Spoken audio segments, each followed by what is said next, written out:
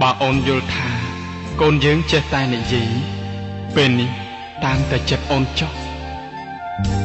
អូនណាព្រំលីខិតណាមិនដេចឡើយខិតកម្រិតឲ្យខ្ញុំស្គាល់តែទុក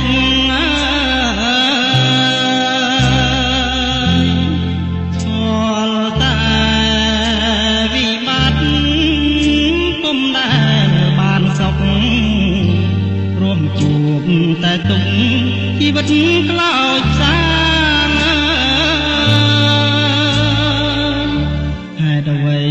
គេតាមចងវេរី